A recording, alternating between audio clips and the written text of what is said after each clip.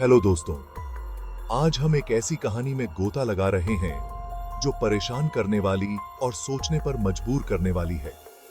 हम बात कर रहे हैं भारत के पन्ना जिले के एक दूर दराज के गांव की, जहां धर्म परिवर्तन को लेकर विवाद छिड़ गया है। ये सब इमलाहट नाम के छोटे से गांव में शुरू हुआ। खबरों के मुताबिक 3 लोग एक झोपड़ी में बाइबल की शिक्षा दे रहे थे और लोगों को ईसाई धर्म अपनाने के लिए प्रोत्साहित कर रहे थे। इस गतिविधि पर बजरंग दल का ध्यान गया, जो कि एक दक्षिणपंथी हिंदू राष्ट्रवादी समूह है और धर्म परिवर्तन के खिलाफ अपने कड़े रुख के लिए जाना जाता है। बजरंग दल के कार्यकर्ता तुरंत सक्रिय हो गए और मौके पर पहुंच गए। वो जो देख रहे थे उससे वो चिंतित हो गए।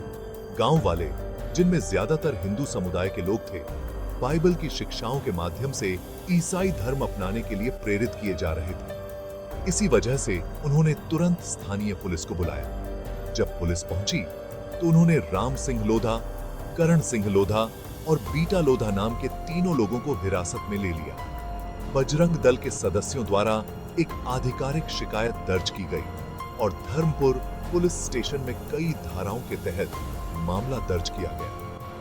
यह कोई अकेली घटना नहीं है।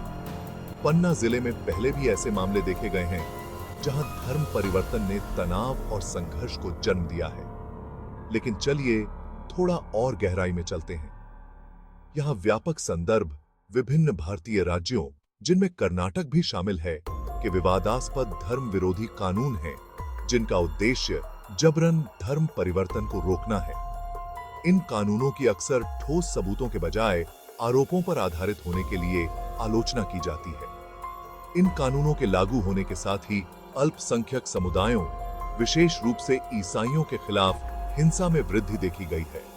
उदाहरण के लिए, कर्नाटक में गृह मंत्री अरागा ज्ञानेंद्र ने सुझाव दिया कि ईसाइयों पर हमलों में वृद्धि के लिए दोनों पक्ष दोषी थे, उन्हें कथित जबरन धर्म परिवर्तन से जोड़कर। इस तरह की बयानबाजी सांप्रदायिक तनाव की आग को भड़काती है, जिससे उग्रवादी समूहों के लिए मामलों को अपने हाथ में लेना आसान हो जाता है। लेकिन यह सिर्फ कानूनों और राजनीति के बारे में नहीं है। इस मुद्दे के केंद्र में असली लोग हैं, परिवार और समुदाय, जो इस विवाद में फंस गए हैं। उदाहरण के लिए, छत्तीसगढ़ में कुसुम पन्ना का दुखद मामला है। वो क्रिसमस की पूर्व संध्या पर मृत पाई गई थी, जिसमें हिंसा के निशान थे जो छेड़छाड़ का संकेत देते थे। उनकी मौत ने न केवल उनके परिवार को तोड़ा, बल्कि धर्म परिवर्तन और कानून व्यवस्था पर भी बहस छेड़ दी। और फिर दिल्ली में ट्रांसजेंडर समुदाय है, जो इस्लाम के भीतर शरण और स्वीकृति पा रहा है, जो उनके व्यापक सामाजिक अनुभवों के बिल्कुल विपरीत है। ये कहानियां आज भारत में धर्म, पहचान और राजनीति के जटिल संबंधों को उजागर करती हैं। तो यह हमें कहां छोड़ता है? यह स्पष्ट है कि धर्म परिवर्तन, चाहे स्वेच्छा से हो या जबरदस्ती, भारत में एक गहरा विवादास्पद मुद्दा है। यह धर्म की स्वतंत्रता और सांस्कृतिक पहचान के संरक्षण के बीच नाजुक संतुलन को सामने लाते हैं। जैसे जैसे यह बहस जारी रहती है, सभी पक्षों को सुनना, अंतर्निहित मुद्दों को समझना और मानवाधिकारों का सम्मान करने वाले और सामाजिक सद्भाव को बढ़ावा देने वाले समाधानों की दिशा में काम करना महत्वपूर्ण है।